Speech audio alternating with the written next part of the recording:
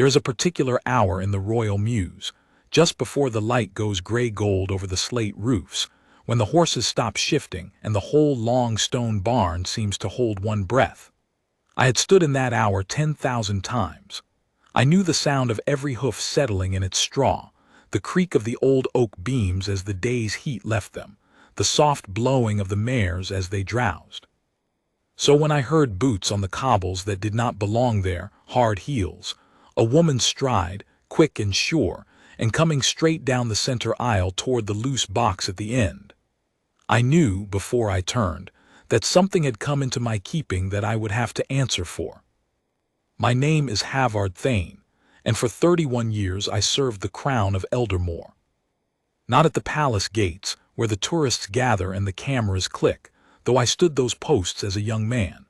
My long service was in the Royal Mews of Harrowgate, the stables, the coach houses, the paddocks that ran down behind the old wall to the water meadow. I was, by the end, what they called Master of the Horse Guard, which is a grand name for a simpler thing. I kept the animals of the royal house.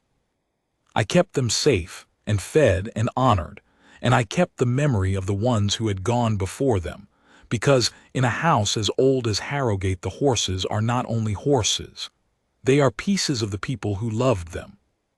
And no horse in that whole barn carried more of a person than the gray mare at the end of the aisle. Her name was Aldergrey. She was a dapple gray of 15½ hands, broad through the chest, with a dark muzzle gone soft and silvered at the whiskers, and eyes the color of wet slate that watched you longer than a horse usually watches anyone. She was 19 years old that autumn, old for a working horse, though she had not truly worked in some years. She was the late Queen Isolde's mare. She had been Isolde's mare for 16 of those 19 years. From the spring the Queen picked her out of a yard of yearlings and said, in that low certain voice of hers, "That one. She's looking at me like she already knows me." And the mare had known her, in the way horses know the one hand that is always kind. When the Queen died, 2 winters gone now, of the long, slow illness that hollowed her out but never touched her grace, Aldergrey stood in her box for 3 days and would not eat. I sat with her those 3 nights. I have never told anyone that. I told the mare things I would not tell a living soul, and she leaned her great gray head against my chest and we grieved together, the horse and I, for the woman who had been the best of them. So you will understand that when I heard those hard heels coming down my aisle in the gray-gold hour, and I turned and saw who it was, my hands went still on the halter I had been mending, and something old and cold woke up in my chest. It was the Queen Consort, Morwenna. She came down the aisle the way she came into every room she entered, as though the room had been waiting for her, and had been improved by her arrival. She wore riding clothes she had never ridden in, fawn breeches and tall polished boots that had never taken a splash of mud, and a coat the color of claret that must have cost more than I earned in a season. Behind her walked a man I did not know, in the plain dark clothes of a hired groom, carrying a new leather head collar over his arm and a lead rope coiled in his fist. And behind him, hanging back near the tack-room door, looking as though he wished he were anywhere else, was her son, Lord Cassius, Morwenna's boy by her first marriage, a man of perhaps 26, handsome in the soft way of men who have never had to be anything else, with his mother's fair coloring and none of her hard purpose. He had a phone in his hand, and he was not looking at it and not looking at me. He was looking at the mare, and there was something in his face that I could not read and did not like. "Master Thane," the Queen Consort said. She had a way of saying a man's name that made it sound like a thing she had picked up to examine and found wanting. "Good, you're here. That saves sending for you." I set down the halter. I stood. I inclined my head the exact degree that her rank required and not 1 degree more, and I said, "Your Majesty, you're a long way from the house at this hour." "I've come for the gray mare," she said, and she said it as one says a thing already decided, a thing that requires no reply but my obedience. "Aldergrey, the old one at the end, my son is taking her. She's to go to his place in the country. He has land, he has a proper yard, she'll be very comfortable there. Your man, she did not know the groom's name either, I could tell, has the head collar. Have her led out and loaded. There's a box coming for her at 6. And there it was, laid down on the cobbles between us in the gray-gold light like a stone dropped into still water, and the ripples of it going out and out. I did not move. 31 years teaches a man that the first thing to do, when the ground shifts under you, is to stand still upon it until you have found where it is solid. You're giving the Queen's mare to Lord Cassius, I said. Not a question. I wanted to hear her say it again. I wanted it said plainly, in front of the groom and the son and the drowsing horses, so that there could be no confusion afterward about what had been asked of me and what I had answered. I'm the Queen, Morwenna said, and a little edge came into the smoothness of her voice, the way ice will show a black seam where the weight of a foot has cracked it. I'm giving my son a horse. I don't believe I need it explained back to me, Master Thane. Have her loaded. The groom took a step toward the box, the head collar lifting off his arm, and I found that I had moved after all not much, only a half step, but it put me square in the aisle between the man and the mare's door, and it was the kind of half step that a man who has spent his life in stables reads at once. The groom stopped. He looked at me, and then he looked back at the Queen Consort, and I saw him understand before she did that this was not going to be simple. Ma'am, I said, and I kept my voice as level as the flagstones under my boots. I can't do that. The barn went very quiet. Even the horses seemed to have stopped their soft night noises to listen. Cassius looked up from his mother's face to mine. And Morwenna turned fully toward me for the first time, and I watched the woman in the claret coat decide that I was not, after all, the furniture she had taken me for. You can't, she repeated. No, ma'am. Do you know who I am? I do, ma'am. You're the Queen Consort of Eldermore. I let that sit.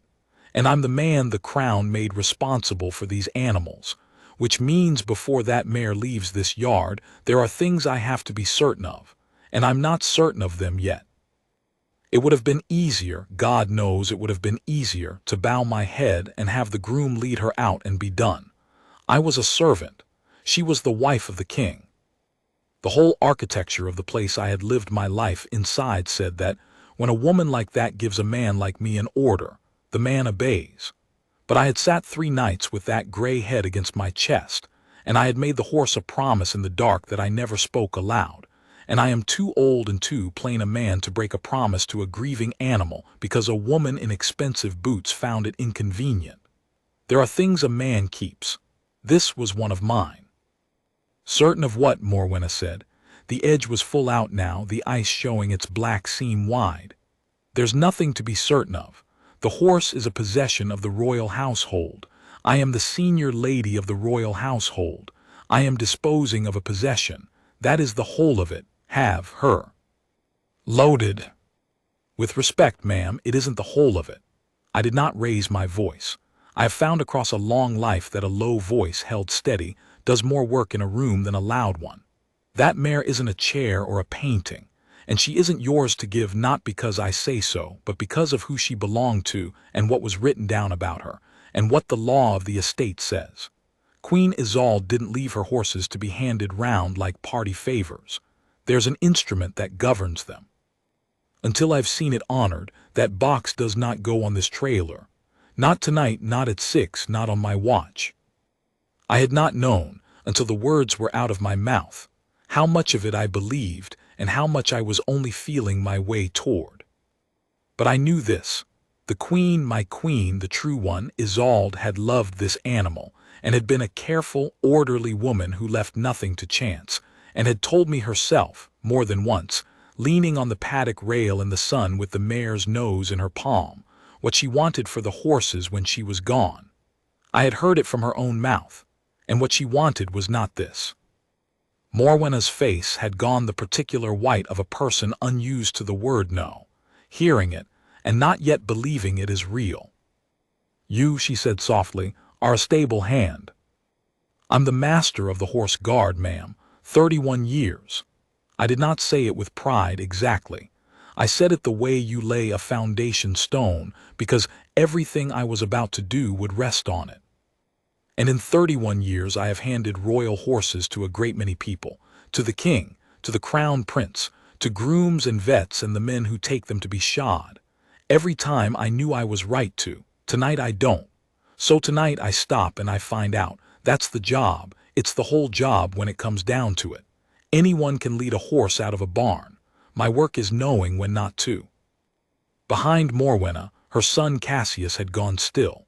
He was watching me now with an expression I could not yet name, not anger, not the cold contempt his mother wore, but something more unsettled, something almost like a man hearing a note he had forgotten and did not want to remember. He said nothing, but he had stopped looking at the mare as though she were already his. The Queen Consort drew a breath, and I braced myself because I knew, as surely as I knew the settling sound of every hoof in that barn, that the easy part was over, and that whatever came next would cost me. It always does when a man stands in a doorway and says no to power. The only question a man like me ever really gets to answer is whether the thing behind him in the doorway is worth the cost. I looked past her down the aisle to where a gray head had lifted over a stall door at the sound of raised voices, ears pricked forward, slate-dark eyes finding mine in the fading light, the way they always found mine, the way they had found Isolde's across a yard of yearlings 19 years before. That one. She's looking at me like she already knows me. She was worth it. She had always been worth it. "Send for whoever you like, ma'am," I said quietly. "I'll be here, so will she." Morwenna did not send for anyone. Not yet. That was not her way, I would come to learn. She did not fight the battle in front of her if she could win the war behind your back instead. She looked at me for a long moment, and I watched her file the whole scene away somewhere cold, the way a clerk files a grievance he means to act upon at leisure. Then she smiled, and the smile was worse than the edge had been. "How very devoted of you," she said. "The old servant guarding the old horse. It's almost touching. But you've made a mistake tonight, Master Thane, and it's this: you've mistaken me for someone who asks twice." She drew her claret coat closer against the evening chill that was coming up off the meadow. "I'll have the paperwork you want, every scrap of it. And when I bring it back and it says exactly what I've told you it says, you will load that mare yourself with your own 2 hands, and you will apologize for the delay. And I will remember that you made me wait." She turned to the groom. "Leave the head collar. We won't be needing you tonight after all." The groom set the new leather head collar down on the mounting block by the tack room door, with the care of a man who wanted no part of whatever this was, and he was gone up the aisle and out into the dusk before she had finished turning. A wise man. I have often wished I had that particular wisdom myself, the kind that knows when a thing is not its fight and slips out the side door, but I have never had it. I was born, my mother used to say, standing in doorways. Cassius lingered. His mother swept past him toward the yard entrance, expecting him to fall in behind her the way the groom had fallen out, and for a moment he did not. He stood there in his good coat with his phone dark in his hand, looking down the aisle at the gray mare, and then at me, and I saw him open his mouth as though he might say something.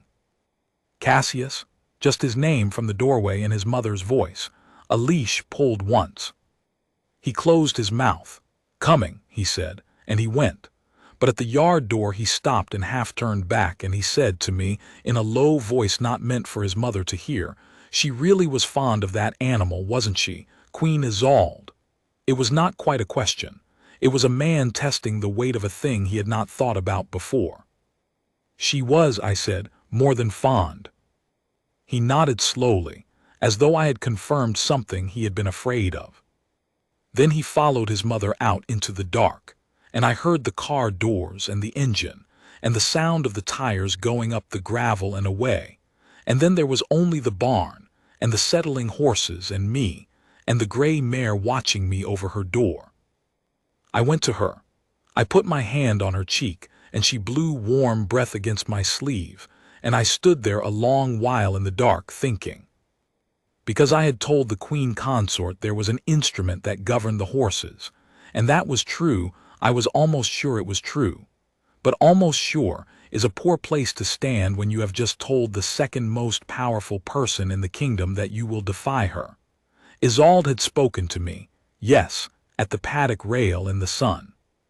She had told me her wishes as plainly as she told me anything. When I'm gone, Havard, don't let them scatter my horses.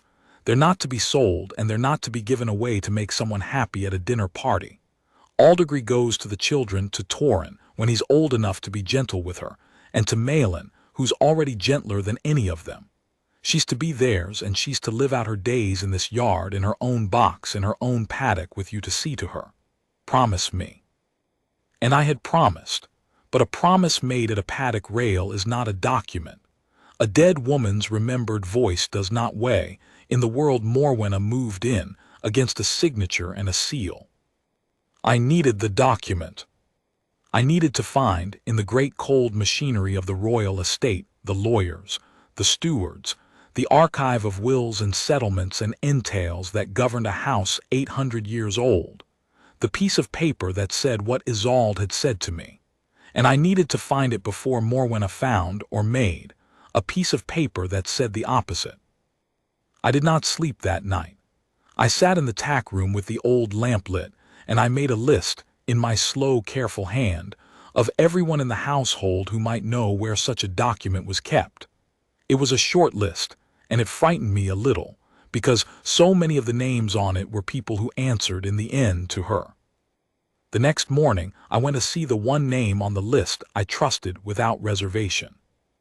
Her Royal Highness the Princess Adela was the king's younger sister, and she was, in the plain speech of the Muse, the only member of the royal family who had ever once, in 31 years, wiped down a bit or picked out a hoof with her own hands. She was a hard woman in the way that good weather-worn tools are hard, no softness in her, no give, but nothing false either, and a straightness you could set a level against. She kept her own horses in a yard across the park, and she rode out at dawn in all weathers, and she had known Isolde well and loved her, in her flinty, undemonstrative fashion, and she had never once in all those years called me anything but Thane, as one calls an equal one respects. I found her in her own tack room in a wax jacket with hay on the shoulders, going over a saddle with a sponge, and I told her the whole of it, the boots on the cobbles, the claret coat, the head collar, the order, my refusal. She listened without once looking up from the leather.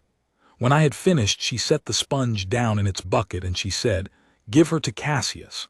Well, isn't that just exactly the sort of thing? You believe me then, ma'am, that the Queen meant her for the children? I don't have to believe you, Thane. I know it.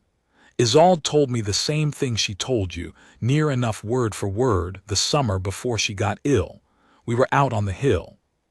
She said if anything happened to her, the horses were to stay in the yard and Aldergrey was to be the children's, and she made me promise the same as she made you. Adela's jaw set. Morwenna will have known that too. Isolde didn't keep it a secret, which means Morwenna isn't confused about the Queen's wishes. She's overriding them. There's a difference, and it matters. It matters, I agreed, if I can prove it. She's gone to fetch paperwork. She as good as told me she'd come back with something in writing that says she has the right to hand the mare over. I don't know if such a thing exists, or if she means to have one drawn up. Either way, I have to find what's real before she brings me what's convenient. Adela looked at me then, a long, straight look, the kind that took your measure and did not pretend otherwise. You've picked a fight you can't win alone, Thane. You know that. She has the household. She has the steward's office, half the lawyers, and a way of making a man's life very small if he crosses her. You're one old horseman. I know it, ma'am. And you're doing it anyway. I made the Queen a promise, ma'am, so did you. Something moved behind Adela's hard eyes, not softness, she had none, but something adjacent to it, a kind of recognition. She picked her sponge back up out of the bucket, wrung it, and returned to the saddle, and for a moment I thought she had dismissed me. Then she said, without looking round, "The settlement of Isolde's personal estate is held with the Crown solicitors, but the horses would be in the entail if she put them there, and I have a memory that she did. The entail documents are in the archive under the west wing. The old muniment room. You'll need the archivist, and you'll need a reason to be let in. That isn't I'm fighting the Queen Consort, because the moment that reason reaches her, the door closes. She glanced back at me. Say you're doing a provenance record of the royal horses for the stud book. It's the sort of dull, true thing nobody questions. And Thane, go today. Go this morning. If she's having something drawn up, every hour matters. I thanked her. As I turned to go, she said one more thing, and it stayed with me through everything that came after. She thinks she's fighting an old man over an old horse, Adela said. She doesn't understand yet that she's fighting a dead queen's word. Those are hard to beat, Thane. They don't tire, and they don't take a wage, and they can't be dismissed. Remember that when it gets bad, it will get bad. It got bad. The muniment room lay under the west wing, down a stone stair that the sun never reached, behind a door of banded oak that took 2 keys to open. It smelled of vellum and dust, and the particular cold of stone that has never once been warm. The archivist was a stooped, careful old man named Corwin Pyle, who had kept the household records for longer even than I had kept the horses, and who loved a document the way I loved a horse, for its own quiet self, and for the truth it carried that would outlast every man who ever handled it. I gave him Adela's story, the provenance record for the stud book, and he took it at face value the way an honest man takes an honest-sounding thing, because it did not occur to him that anyone would lie to him about the horses.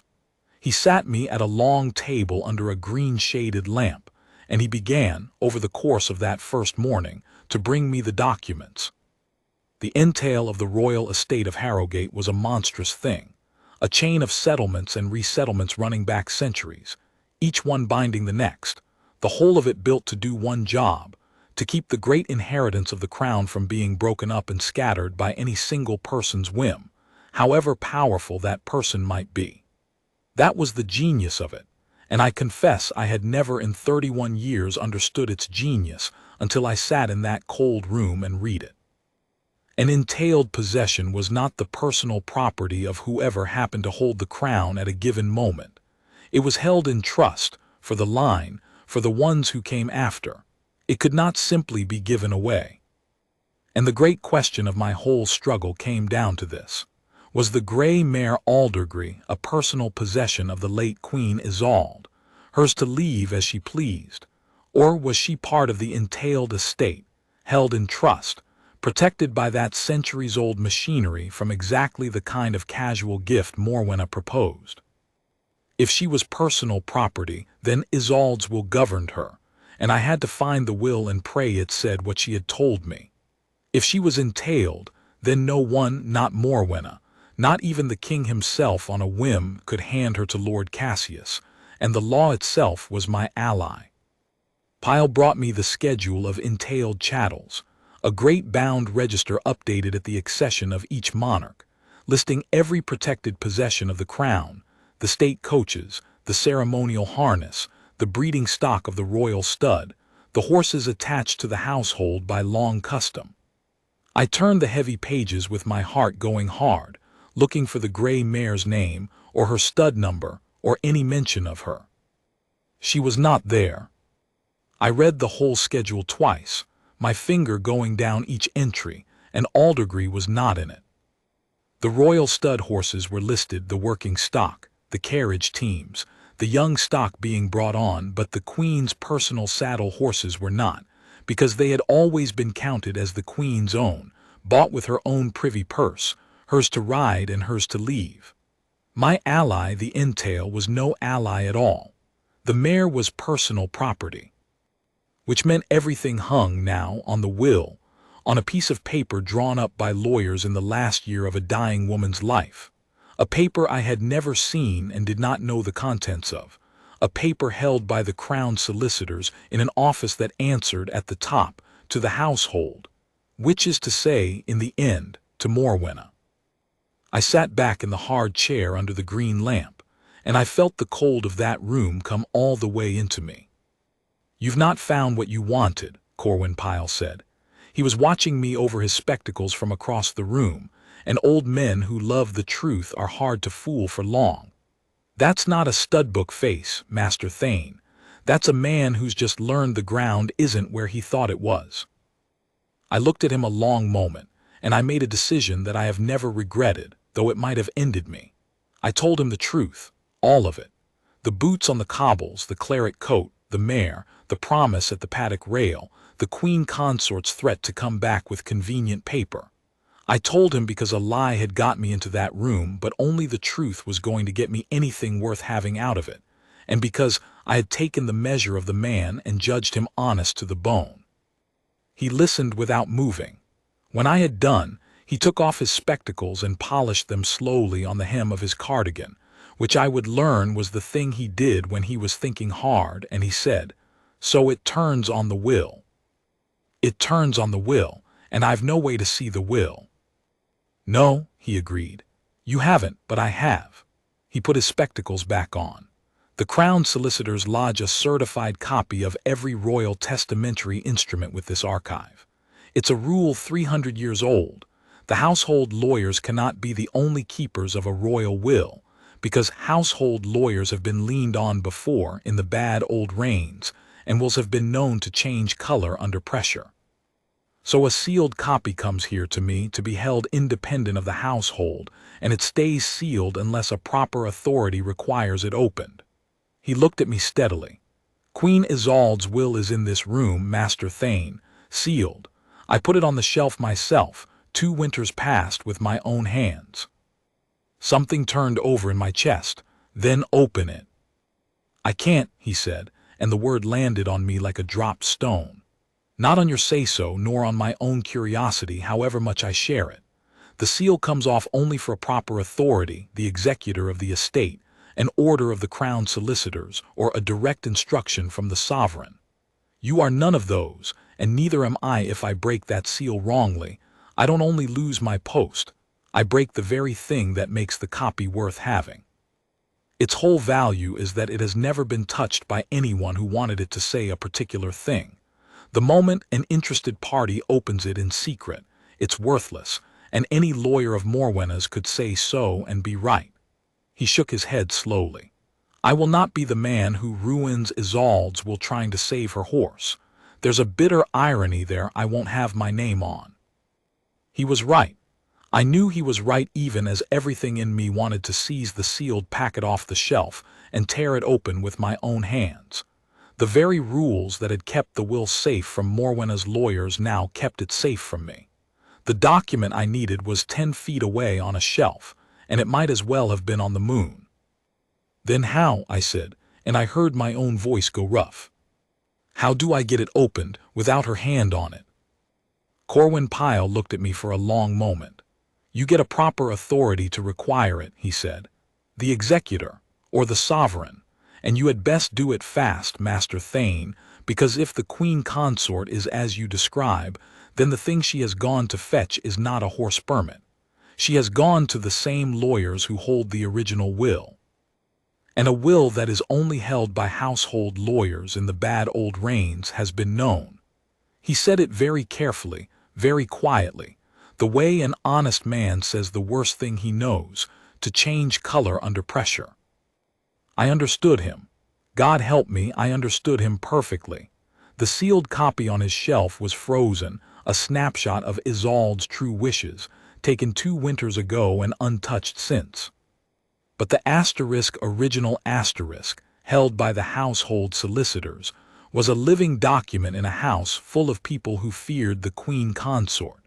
If Morwenna could not get the mare by giving an order to an old horseman, she could reach for something far quieter and far worse. She could reach for the will itself.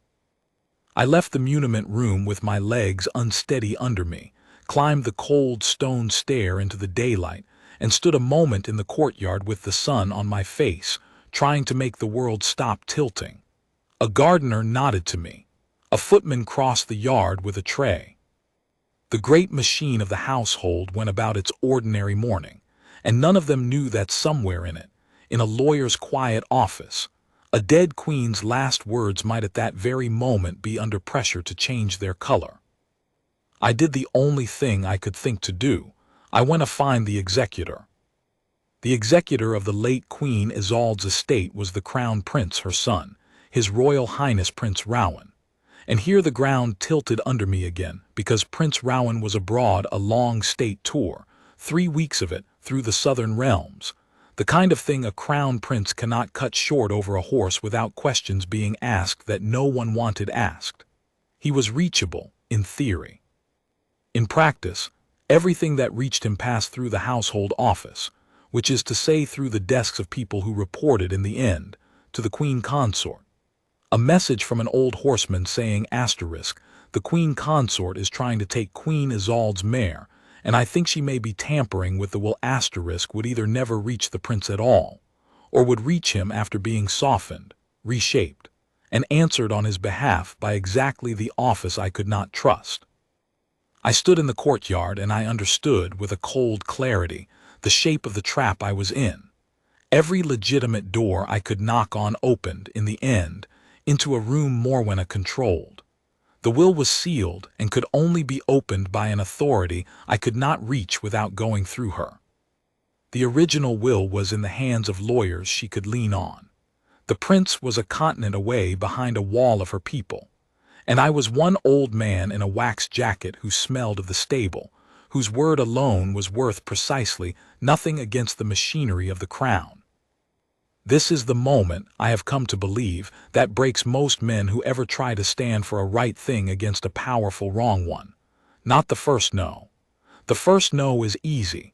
The blood is up. The thing is clear. You plant your feet and refuse. What breaks men is the second morning, when the blood has cooled and you see, laid out in front of you, every reason it cannot be done, every door that is shut, every ally who answers to your enemy, and the small, cold voice that says, "You've made your gesture, old man." You stood in the doorway one evening and you said no, and it was very fine. Now be sensible, you cannot win this. Let the horse go. She'll be comfortable at Cassius's place. Isolde is dead and does not know. Who will ever blame you? You tried. I heard that voice all through that second morning. I have heard it since in the small hours, and I know it for what it is, the voice that dresses surrender up as wisdom. It is very persuasive. It is nearly always wrong. I did not let the horse go. Instead, I went back to the one door that did not open into Morwenna's rooms. I went back across the park to Princess Adela, and I told her everything I had learned in the cold stone room. The mare was personal property, not entailed. The will was sealed in the archive but could only be opened by the executor or the sovereign. The executor, Prince Rowan, was abroad behind a wall of the consort's people, and the original will, the living one, was in the hands of household lawyers who might, under enough pressure, be persuaded to let it change color. Adela heard me out standing in the middle of her yard with a lead rope in her hand and a young bay colt fidgeting at the end of it. And when I finished, she stood very still for a moment, and the colt stood still with her, feeling the change in her, the way horses do. She'd tamper with Isolde's will, Adela said. Not a question. A woman making herself say a thing out loud so that she could believe it enough to act. Over a horse. Not over a horse, ma'am. Not really. I had been thinking about this through the whole long walk across the park, and it had come clear to me. The horse is small, but the horse is a test. If she can take Isolde's mare, the thing everyone knows Isolde loved best, the thing everyone knows was meant for the children, if she can take that in the open and no one stops her, then she can take anything. The rooms, the jewels, the house. Every remembered wish of the dead queen becomes a thing that can be overridden by the living one, and the whole household learns the lesson at once. Isolde's word is dead with Isolde, and Morwenna's word is law. That's what she's really reaching for. The mare's just where it starts, because the mare is where the sentiment lives, and if she can win where the sentiment is strongest, she can win anywhere. I met her eye. That's why I can't let it go, ma'am. It was never only the horse. Adela was quiet a long moment. Then she handed the lead rope of the fidgeting colt to a girl who had come out of the tack room, and she wiped her hands on her breeches and she said, "Then we don't fight it as a horse. We fight it as what it is." She started toward the house, and threw over her shoulder the words that turned my lonely stand into something with a spine. "I'm the king's sister, Thane. I can't open a sealed will, and I can't overrule the consort in her own household. But I can do two things she can't stop. I can put a message into my brother's hands that does not pass through her office, because I have my own channel to him that she has never controlled. And I can go to the king. The king's not well, ma'am." I said it gently because it was known, though not spoken of. King Alaric was old and had been failing that year, and spent his days quiet in the private apartments, and the running of the household had passed more and more into the hands of the Queen Consort, which was, I understood in that moment, the whole soil in which this had grown. A strong king would have made this impossible. A fading one had left a space, and Morwenna had grown into it like ivy into mortar. "He's not well," Adela agreed. "But he's not gone, Thane, whatever she'd like the household to believe. And he loved Isolde not as a wife, they were never that, but as the mother of his heir and as the finest woman ever to grace this house, and he grieved her more honestly than most. If he understood what was being done to her word, to her memory in his own house with his own name on it," she stopped. Her jaw set in that flinty way. "He would not permit it, if I can make him understand, if I can reach him before she does, because she'll have her own version ready, Thane, count on it. The moment she learns you've gone to me and I've gone to him, she'll be at his bedside first with some smooth account of an old servant overstepping and a sister meddling, and a nice simple story about giving her son a horse. We have to get there first, and we have to get there with something he can't wave away." "The sealed will," I said. "In the archive. If the king orders it opened, he's the sovereign, he's the one authority Pyle said could break the seal, then it's opened cleanly before witnesses, untouched by her hands. And whatever it says, it says. If it says the mare goes to the children, she's finished. If it says otherwise, I made myself say it. If it says otherwise, then I was wrong, and I loathe the mare myself, and I apologize, as she said. But it will be Isolde's true word that decides it, not Morwenna's convenient one. That's all I've ever wanted. Let the dead queen speak, and let her be heard clean." Adela looked at me for a long moment, and something in her hard face I could not quite name, respect, perhaps, or the recognition of a fellow creature who could not be moved off a thing once he had set his feet, and she said, "You're a strange man, Thane. You'd stake it all on that will saying what you hope, and you'd abide by it if it didn't." "It's not a stake, ma'am, it's the truth. I trust the truth. I've had 31 years to learn, there's nothing else worth trusting." "Then let's go and get the truth heard," said the king's sister, "before she can be tampered with." And we went, she to find her private channel to the prince, and I, at her instruction, back to the muniment room, to warn old Corwin Pyle that a great pressure was about to come down on that sealed packet on his shelf, and to be certain, whatever happened, that no hand touched it but a lawful one. But Morwenna, it turned out, had not waited. Morwenna had moved in the night. I came down the cold stone stair to the muniment room the next morning to find the banded oak door standing open, and voices inside, and my heart went into my throat before I had even crossed the threshold. But it was not what I feared. It was worse in a quieter way. Corwin Pyle stood at his long table, very pale, very straight, and across from him stood a man I did not know, a tall, smooth man in a dark suit with a leather folder under his arm, and the particular polished blankness of a lawyer who has been sent to do a thing, and does not much care what the thing is. And between them, on the green baize, lay a single sheet of heavy paper, and I knew, before a word was spoken, that this was the convenient paper Morwenna had promised to bring me. "Master Thane," said Pyle, and his voice was steady, but his hands, I saw, were not. "This is Mr. Aldous Crane of the household solicitors. He has brought an instruction." "A direction," Crane corrected smoothly, "signed by Her Majesty the Queen Consort in her capacity as the senior member of the household with the day-to-day management of the estate, delegated to her by His Majesty the King during his indisposition. It authorizes the transfer of one gray mare, stud name Aldergrey, currently held in the Harrowgate Mews, into the personal ownership of Lord Cassius. He turned the paper a precise 90 degrees so that it faced me, as though I were a man who needed to see a thing to believe it, and perhaps I was. It is entirely in order. The Queen Consort holds the delegated management authority. The mare is unentailed personal property. There is no impediment. I've come to see the direction executed and to collect, for the archive's records, any documents Mr. Pyle holds relating to the animal, so that the file may be closed cleanly. He smiled, the way a door smiles when it is being shut in your face. Including, I understand, a sealed testamentary copy. There it was, laid on the green baize as plainly as her order had been laid on the cobbles. She had not sent Crane only to take the mare. She had sent him to take the will. "You want the sealed copy," I said. "The Queen Consort wishes all of the late Queen's testamentary documents consolidated with the originals held by our office," Crane said smoothly, "as is proper, now that the estate is being settled. A sealed copy sitting in a muniment room is an anomaly. It should be with the will it copies. I'm sure Mr. Pyle agrees that documents belong together."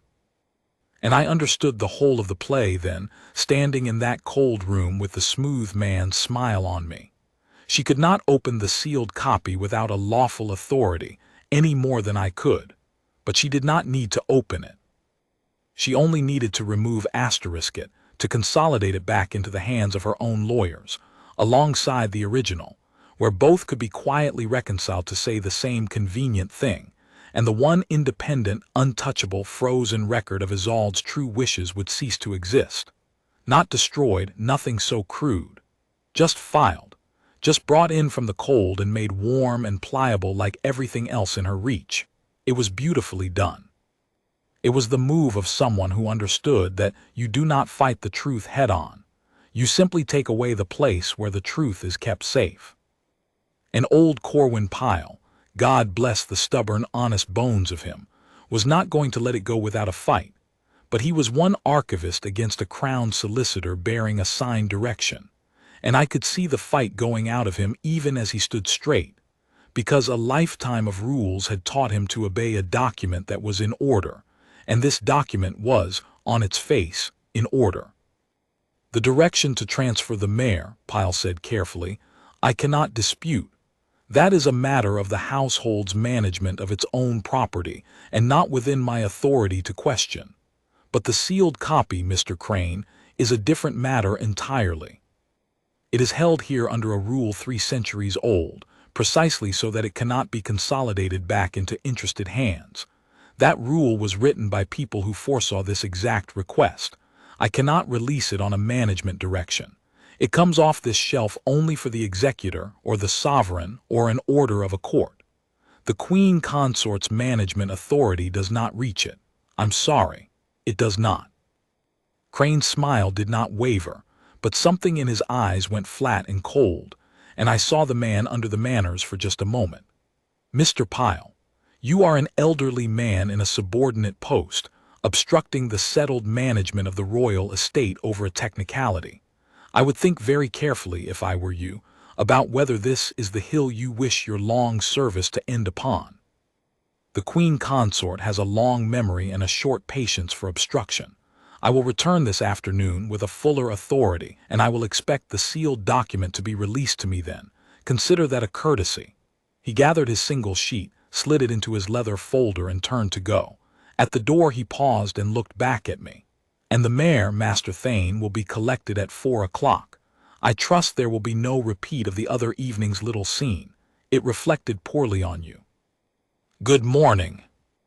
And he went up the cold stair and was gone, and the two of us stood there, an old horseman and an old archivist, over the green baize where the convenient paper had lain, and neither of us said anything for a moment because there was nothing good to say.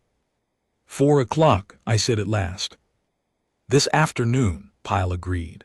"For the mare, and he'll be back for the will before that, I'd wager, with whatever fuller authority she can scrape together. She'll have a household order manufactured by noon. It won't be lawful, it can't be. The seal is above her reach and she knows it, but it will have enough seals and signatures on it to make a frightened old archivist doubt himself.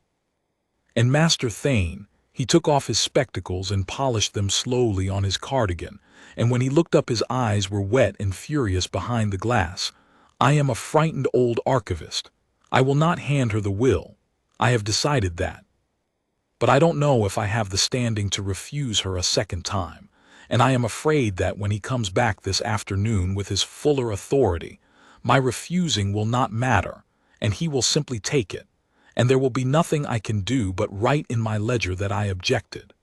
And a note in a ledger will not untamper a will. I put my hand on the old man's shoulder. It was the first time I had ever touched him.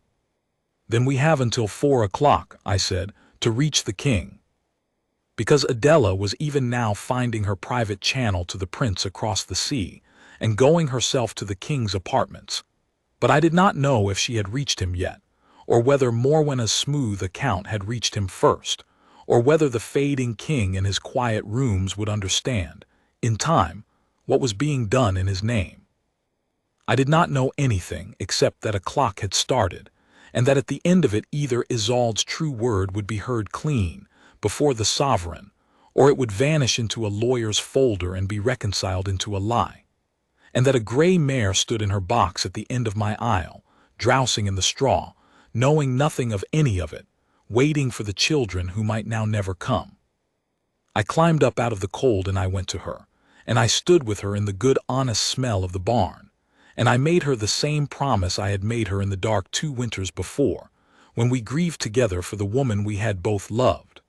I promised her she would not be sold, and she would not be given away to make anyone happy at a dinner party, and she would live out her days in this yard, in her own box, in her own paddock, with me to see to her.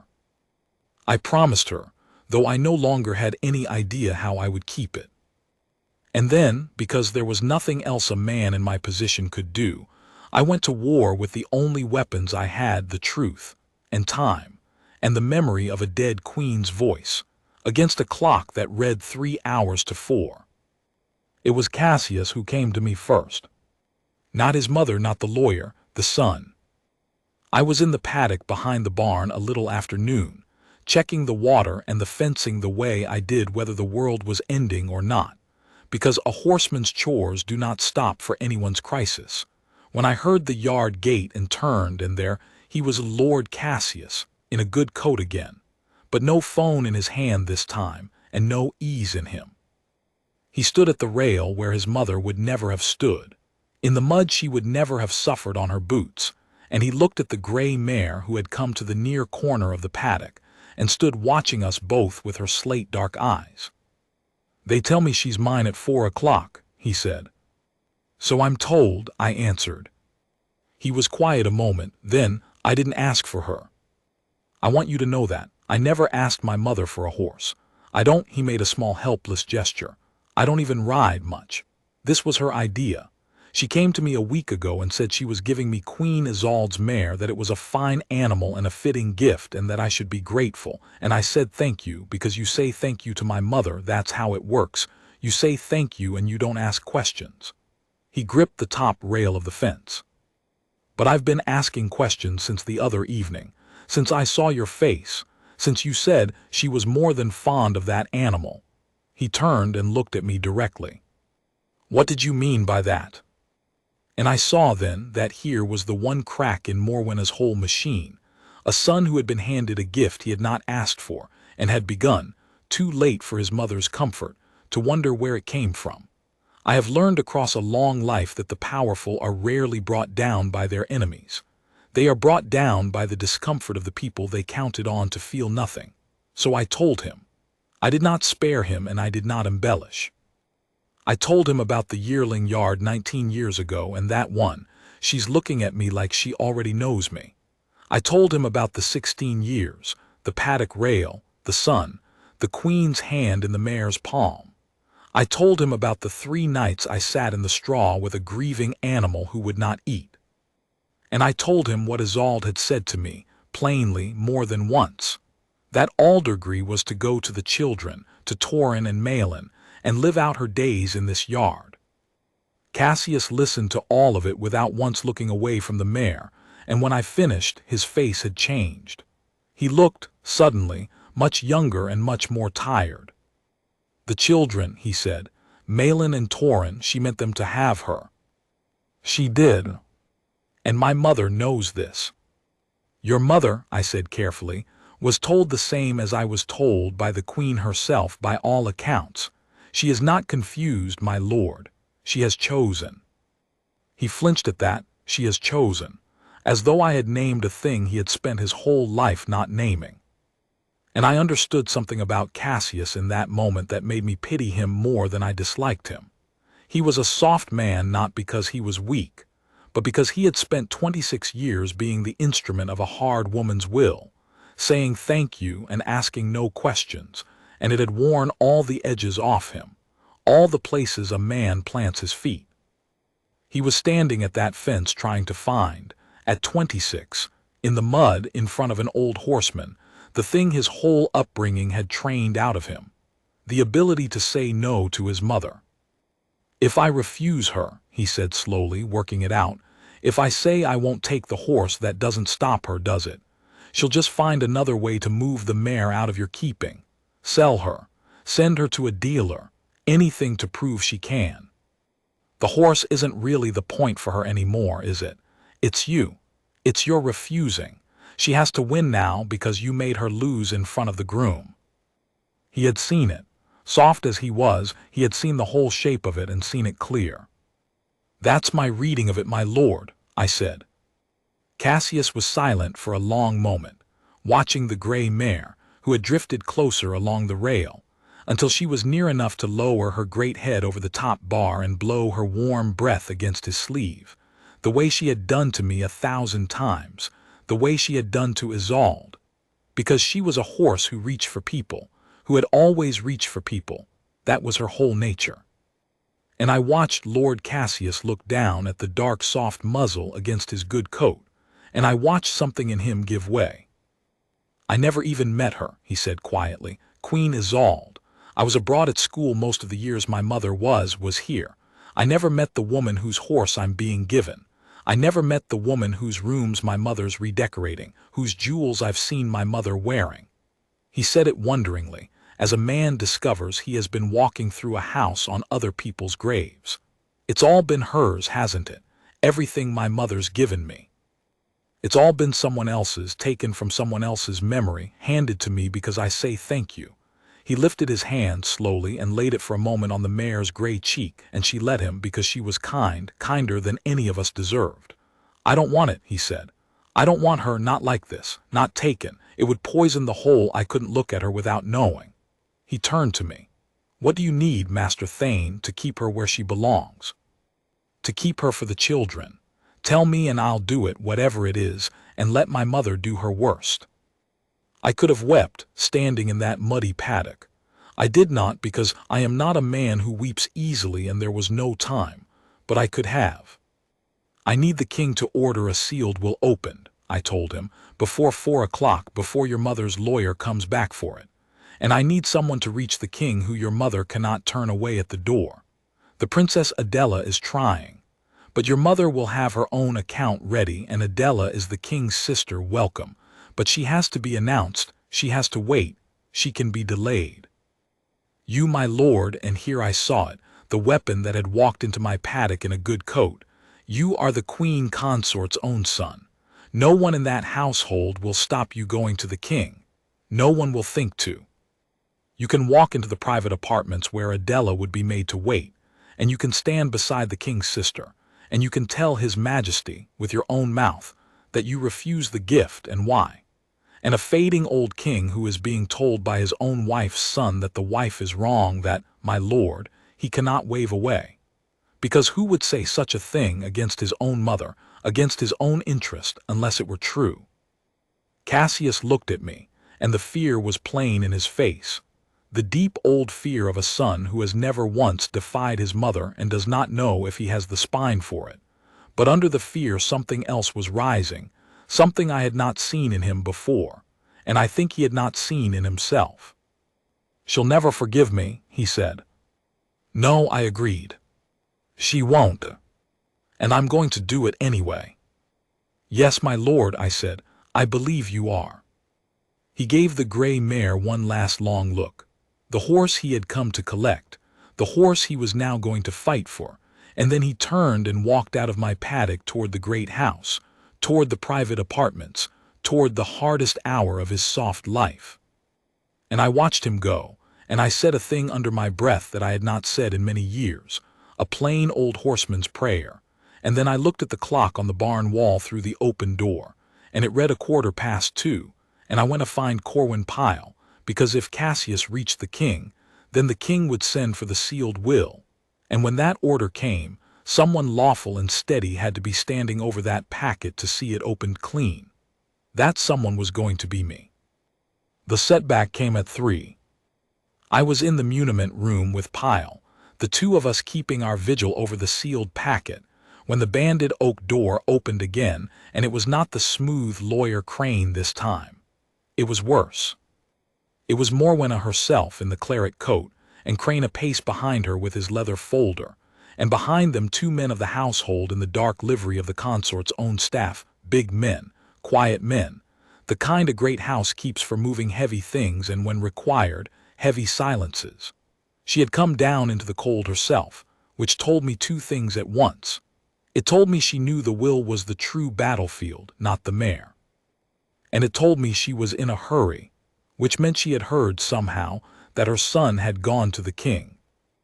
Master Thane, she said, and there was no smoothness left in it now, only the cold. You have been busy. My son is upstairs, I'm told, weeping at his uncle's bedside about a horse. My husband's sister is with him, filling the poor sick old man's head with sentiment. It's all very moving, and it will all come to nothing because by the time anyone up there has stopped crying long enough to give an order, the document they mean to argue over will no longer be here. She turned to Pyle. The sealed copy. Now, Mr. Crane has the fuller authority you asked for. Give it to him. Crane laid a new sheet on the green baize, thicker than the last, more seals, more signatures, a genuinely intimidating piece of paper, and Pyle bent over it with his spectacles, and I watched the old man's hands shake, and I watched him read, and I watched, to his eternal honor, his old back straighten. This is a management direction of the household, Pyle said, and his voice cracked and held. It is signed by your majesty. It is not an order of the executor, nor of the sovereign, nor of any court. It does not reach the sealed copy. The rule is 300 years old, your majesty, and it was written to withstand exactly this. I cannot release it. I will not. Then I will take it, said Morwenna, and you may write in your ledger that you objected. She nodded to the 2 liveried men. It's on the 3rd shelf, the sealed packet. Bring it. And the men moved, and Pyle stepped in front of the shelf, one old archivist with his arms spread across 300 years of a rule, and the men hesitated because even hard men hesitate to lay hands on a frail old servant, and in that hesitation I stepped in beside him. I do not remember deciding to. My body decided for me. 31 years of standing in doorways deciding for me, and I put myself shoulder to shoulder with Corwin Pyle in front of that shelf, and I said, in the low, steady voice that does more work than a loud one, you'll have to go through the 2 of us, and you'll have to do it in front of the household ledger which records the hour and the names, and in front of a king who has already sent his sister and your own son to speak against you. Think, ma'am. Think what it is you're about to do, and whose hands you're about to have it done by, and whether it's a thing that can be undone once it's on the record. You came down here yourself. You didn't send Crane. That means even you aren't sure this is lawful, and you're right not to be sure. It isn't. For a moment, one long, taut moment in that cold stone room, I did not know which way it would go. I have faced men across a picket line who wanted to hurt me, and I have stood a post while a drunk swung at my head, and I will tell you that none of it frightened me the way that moment frightened me, because everything hung on it, and I was an old man with an older man beside me and 2 strong men in front of me, and no weapon but the truth and the ledger and a clock that read 4:15. And then a voice came down the cold stone stair, a young man's voice, unsteady but carrying, saying, "Stop!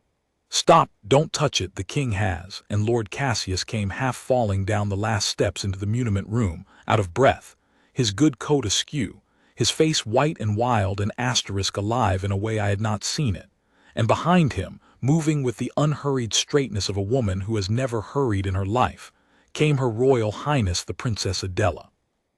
"The king," Cassius gasped, "the king has given an order." "Aunt Adela, tell them I can't." And Adela stepped past him into the room, and she looked at the tableau of it, the two liveried men, the old archivist and the old horseman with their arms spread across the shelf, the lawyer with his folder and Morwenna in her claret coat, and the king's sister smiled, a thin, flinty, terrible smile, and she drew from inside her wax jacket a single folded paper bearing a seal I knew, the great seal of the sovereign himself. "His Majesty the King," said Princess Adela, in the ringing clear voice of a woman who had waited her whole life for one perfect moment, and had just been handed it. "Having heard the matter, and being of sound mind whatever certain people have found it convenient to imply, orders as follows. That the sealed testamentary copy of the late Queen Isolde, held in this archive, be opened at once, in this room, before witnesses, by the Crown Solicitor and the Archivist together, and that no other hand touch it. That the transfer of the mare Aldergrey be stayed pending the reading of the said will, and that the Queen Consort's management authority over the late Queen's personal estate be suspended, effective immediately, pending His Majesty's review." She looked up from the paper, straight at Morwenna, and the smile went off her face and left only the flint. "You overreached, Morwenna. You reached for a dead woman's word in a dead woman's house over a dead woman's horse, and you forgot that the dead woman had friends. My brother is old and he is ill. He is not dead and he is not a fool, and he has just remembered, thanks to your own son, what kind of king he used to be." She held out the sealed order to Crane. "Read it, Mr. Crane. Tell your client whether it's in order. I think you'll find it is." Aldous Crane took the paper. He read it, and I watched the smooth man's smoothness fail him completely, watched him go gray, because a Crown Solicitor knows the Great Seal when he sees it, and he knows the difference between a management direction that can be argued and a sovereign's order that cannot, and he knew, reading it, that he had been on the wrong side of the line, and that his client had led him there. "It's in order, Your Majesty," Crane said quietly, to Morwenna, not to Adela, and the Your Majesty sounded for the first time like a title being set down rather than lifted up. "The order is valid. The seal must be opened as it directs, before witnesses, by Mr. Pyle and myself together, and the mare is stayed." He folded the paper. "I would advise you to permit it. There is nothing else to do." Morwenna stood very still in the center of the cold room. The claret coat, the polished boots, the whole architecture of her power, and I watched it all become, in the space of a few heartbeats, a costume, the trappings of an authority that had just been suspended by the one man in the kingdom who outranked her, on the word of her own son. She looked at Cassius. And Cassius, God bless the spine he had found in a muddy paddock an hour before, did not look away. "You went to him," she said to her son. "You stood at your uncle's bed and you spoke against your own mother, for a horse." "Not for a horse, mother," Cassius said, and his voice shook but it did not break. "For the truth. Master Thane told me the truth, and I couldn't unknow it, and I couldn't take a gift I knew was stolen from a dead woman's children. I said thank you to you my whole life. This time I couldn't." He swallowed. "I'm sorry." "I'm not sorry." And Morwenna, who did not weep and did not plead, and did not even now understand that the thing she had lost was not the horse, Morwenna turned to the shelf and to me, and she said in a voice stripped down to its cold iron core, "Open it then. Open the precious will. And when it doesn't say what this old man has convinced you all it says, when it turns out to be an ordinary will that leaves a horse to no one in particular, you will all feel very foolish, and I will still be the queen." "Then let's open it," I said, "and find out." They cleared the green baize table. Corwin Pyle brought the sealed packet down from the third shelf with both hands, the way a man carries something that might break or bite, and he set it in the center of the table under the green-shaded lamp, and we all gathered round it, the archivist and the solicitor to open it, as the king's order required, and the rest of us to witness. Adela stood at one end of the table with her arms folded. Cassius stood at the other, pale, breathing hard. The two liveried men had withdrawn to the door, their usefulness ended, and Morwenna stood a little apart, in her claret coat, in the cold, watching the packet with an expression I could not read and did not try to. The seal was Isolde's own. I recognized it, the small device she had used all her life, a heron standing in reeds, pressed into dark wax 2 winters gone. Pyle checked it first, turned the packet over, confirmed aloud for the record that the seal was whole and unbroken, that no one had touched it since it was lodged. Crane checked it after him and confirmed the same, and it cost the smooth man something to do it honestly. But he did it honestly, because a sovereign's order was on the table, and even Crane would not perjure himself in front of that. "The seal is intact," Pyle said. "The document is as lodged. I will open it now." He slid a thin bone paper knife under the wax, and the old seal cracked, and the heron in the reeds broke cleanly in 2, and Corwin Pyle drew out the folded sheets, within 3 of them heavy cream paper covered in a hand I knew at once, because I had seen it on stall cards and feed notes, and the little kind messages Isolde used to leave pinned in the tack room for me. My eyes stung. It was her hand. It was her in the room, after 2 winters, in her own careful upright hand. Pyle read it through silently first, all 3 pages, his lips moving, the room dead quiet around him but for the drip of a tap somewhere and the breathing of 5 people who all wanted, for their own reasons, to know what a dead queen had written. And I watched the old archivist's face, and I saw it change, saw something come into it reading that was very close to joy, and I knew, before he spoke a word, that the truth was going to be heard clean, and that it was going to be enough. "I'll read the relevant clause," Pyle said. He cleared his throat. His hands, which had shaken all day, were steady now, steadied by the weight of what he held. "This is the last will and testament of Isolde, Queen, made in the sound possession of her faculties. There is much here about many things. But there is a clause, set apart in the Queen's own hand, that concerns us." He adjusted his spectacles, and he read, and Isolde's voice came into that cold room through the mouth of an old man who had loved her records, and it was as though she stood among us. "To my horses I owe a debt that no will can settle, for they gave me the truest piece of my life, and asked nothing back but a kind hand and a fair measure of oats. I will them all to remain in the mews of Harrowgate, in the keeping of Halvard Thane, my master of the Horse Guard, whose care of them and of me I have valued beyond his knowing." Pyle's voice caught, he steadied it. I did not steady mine. I had nothing to steady it with. The tears ran down my old face in that cold room, and I did not lift a hand to stop them, and I was not ashamed. "And none of my horses is to be sold, gifted, or removed from the mews to satisfy the convenience or the vanity of any person, however placed. And to my grey mare Aldergrey, who chose me from a yard of yearlings and never once in 16 years failed to reach for me, I give the particular care of my dear grandchildren. She is to belong to the Prince Torin and the Princess Malin jointly, to be theirs from the day each is old enough to be gentle with her, and to live out all her days in her own box and her own paddock at Harrowgate, wanting for nothing, with Halvard Thane to see to her as long as he is able, and a good man of his choosing after him.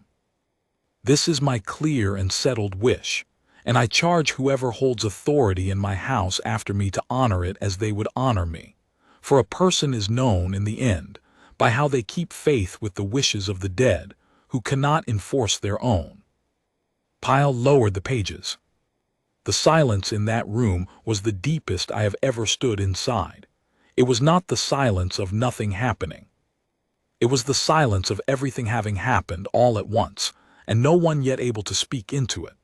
Isolde had reached forward 2 winters out of her grave, and she had named me, and named the children, and named the mare, and she had foreseen the very thing that had walked into my barn in a claret coat, and she had armed me against it with her own hand. The convenience or the vanity of any person, however placed. She had known. She had known someone would try, and she had left the truth sealed in a cold room precisely so that when they did, it could be brought out clean and heard, and no one could make it change its color. It was Cassius who broke the silence. He was weeping openly, the soft man, and he did not try to hide it. The grandchildren, he said. Malin and Torin, she meant them to have her all along, it's written, it's her own hand. He turned to his mother, and his face was not angry, only broken and clear.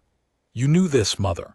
You knew what she wanted, and you tried to take it anyway, and you'd have taken the will itself if these two men hadn't stood in front of a shelf. What is wrong with us? What have we been doing in this house all this time? Morwenna said nothing. She was looking at the 3 cream pages on the green baize as though they were a snake that had bitten her. And I understood that she was not moved. I do not think she was capable quite of being moved by the words themselves, but she was at last defeated, and she knew it, and she was doing the arithmetic of a defeated person. What could be salvaged? What must be conceded? How to leave the room with the most possible left? It was Princess Adela who spoke into that arithmetic and cut it off. It's over, Morwenna, she said quietly. The will is read, it's witnessed. It's in the record with the king's seal on the order that opened it. The mare belongs to the children. Your management authority is suspended pending my brother's review, and I will be at his side for that review, and I promise you it will be a thorough one. You reached too far. You reached for the one thing in this house that was best loved and best protected, and you did it in the open in front of witnesses, and you tried to hide the evidence, and you were seen. There is no version of this you walk out of clean. She unfolded her arms. Go up to your rooms. Say nothing to anyone. A great deal is going to change in this house now, and how much of it falls on you will depend, more than you'd like, on how quietly you go from this room. That is the last piece of kindness anyone is going to offer you today, and it's more than you'd have offered a dead woman's horse. Take it. And Morwenna took it. She gathered the claret coat around her, and she looked once more at the 3 cream pages, and once at her weeping son, and once briefly, coldly at me, the old horseman who had stood in her doorway and would not move. And then she turned and went up the cold stone stair without a word, and her 2 liveried men went after her. And Crane the solicitor gathered his empty folder and followed, a man walking away from the wrong side of a line he had crossed for a client who had led him there. And then it was only us, Adela, and Cassius and old Corwin Pyle with the pages in his hands, and me in the cold stone room, with a dead queen's true word lying open on the green baize under the lamp, and a clock on the wall that had just gone past 4 o'clock, the hour the mare was to have been taken, and had not been, and never would be. I went to see the king. Not that same day. A man does not walk in on his failing sovereign to be thanked, and I wanted no thanks. The thing was its own reward, and always had been. But a week later I was sent for, which is a different matter, and I went up out of the mews in my best coat, the one I kept for funerals and the rare summons, and I was brought through the great house I had served for 31 years and rarely entered, to the private apartments where old King Alaric spent his quiet days. He was smaller than I remembered him, sitting up in a great chair by a window with the autumn light on him, a blanket over his knees, an old man now in truth. But his eyes, when they found me, were his own, clear and steady, and I understood at once what Adela had meant, that he was ill but he was neither gone nor a fool, and that the household's convenient story of a king too far into the fog to govern had been exactly that, convenient. Master Thane, he said, and his voice was thin but it carried, the horseman who stood in a doorway, a ghost of a smile. My sister has told me the whole of it, and Lord Cassius has told me his part, which cost him more to tell than my sister's part cost her, and which I will not forget. He looked at me a long moment. You defied the Queen Consort of Eldermore over a horse. You know what that ought to have cost you. I do, your majesty. And you did it anyway. I made a promise, sir, to the Queen, to Queen Isolde, and I'll be honest with you, sir, since you've sent for me and I'm too old to be otherwise, I'd have done it if there'd been no will at all. The will made me right in law, but I wasn't standing in that doorway on the law. I was standing on her word that she gave me at the paddock rail in the sun, and on a promise I made a grieving animal in the dark, and neither of those is written down anywhere but in me. If the sealed will had come out and said the mare was to go to Cassius, I'd have obeyed it because it was her true word and her true word was the whole of what I served. But I'd not have believed it, and I'd have grieved it. Because I heard her say otherwise with my own ears, and I trusted what I heard more than I'd have trusted any paper. That's the truth of it, sir. I hope it's not an offense to say so to a king. Alaric was quiet for a while, looking out the window at the autumn light. No, he said at last, it's not an offense. It's the least offensive thing I've heard spoken in this house in 2 years. He turned back to me. Isolde was the best of us, Thane. I did not love her as a husband loves a wife. We were never that to each other. Ours was a marriage of the old cold kind, made for the line and not for the heart. But I honored her more than any soul I've known. And when she died I let the honoring lapse, because I was tired and I was ill, and it was easier to let the household run itself than to see who was running it and to what end. That's my failure, and it's a great one, and a great many things went wrong in the space my tiredness left. Your mare was only the one that reached daylight, because you stood in the doorway. God knows what else went on in the dark that no old horseman happened to be guarding. He drew a slow breath. It stops now. My sister has my authority to set it right, all of it, and she is a more thorough woman than I ever was, and the household is about to remember what it forgot, that keeping faith with the dead is the first duty of the living, and that a king who forgets it is no king, only a chair someone else sits behind. He nodded slowly. You reminded me of that, Master Thane. An old horseman in a doorway reminded a king of his first duty. I'll not forget it, and neither will this house. I did not know what to say to that, so I said the only true thing. The mare's well, sir, in case you wondered. She's eating, and her legs are sound for her age, and she stands in her own box at the end of my aisle where she stood these 19 years, and she'll die there in her own time, wanting for nothing, as the Queen wrote. That part's done. Whatever else changes in the house, that part's done, and it can't be undone now. The old king smiled fully this time. Good, he said. Then go back to her, Thane. That's where you're of use and where you'd rather be and where I'd rather think of you. Go back to your post. And I did. The children came in the spring. They could not come sooner. There was much to settle, and a house to put right, and Prince Rowan to bring home from his tour and set, grieving and furious in equal measure, to the long work of undoing what had been done in his mother's memory's name. But when the worst of it had settled, and the frost was off the paddock, and the water meadow behind the old wall had gone green again, Princess Adela brought them down to the mews herself. Young Prince Torin, 11 now and gone suddenly serious the way boys do when they're handed something real, and little Princess Malin, 9 years old, who had been, her grandmother wrote, already gentler than any of them, and who proved it the moment she came into the barn. Because I led them down the aisle to the loose box at the end, and I opened the door, and I brought out the gray mare into the good spring light of the yard, and I did not have to tell Malin anything. She walked straight up to Aldergrey, this small serious child, and she did not squeal or rush or grab the way children do. She stood quiet in front of the great gray head, and she held out her open palm flat, the way you offer your hand to a horse who must choose to come to you, and she waited. And the mare reached for her. Of course she reached for her. It was her whole nature. It had always been her whole nature. She had reached for Isolde across a yard of yearlings 19 years before, and she had reached for a soft, frightened Lord Cassius across a fence a season ago. And now she lowered her dark, soft muzzle into the open palm of a 9-year-old girl and blew warm breath against the small hand, and Malin laughed, one bright, surprised note, and looked up at me with her grandmother's eyes. For she had them, I saw it then, the same slate-dark steadiness. And she said, she likes me. She does, I said. My voice was not entirely steady. She's been waiting for you, both of you. Longer than you know. Torin came up more carefully, the way an 11-year-old boy will, wanting to be gentle and afraid of getting it wrong, and I showed him where to stand and how to let the mare take his measure, and she took it, and accepted him. And after a while he was stroking the great gray neck with a look on his face I have seen on the faces of grown men, and never tired of, the look of a person discovering that a large and powerful animal has decided, for its own reasons, to trust them, and being made better by it.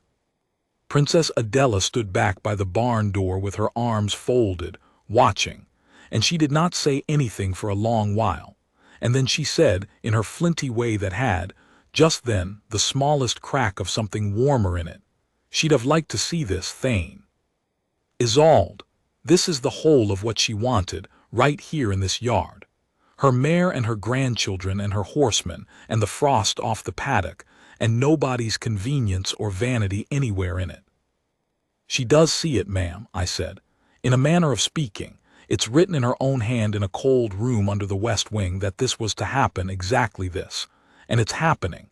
So in the way that matters, she got her wish, and she's here to see it granted.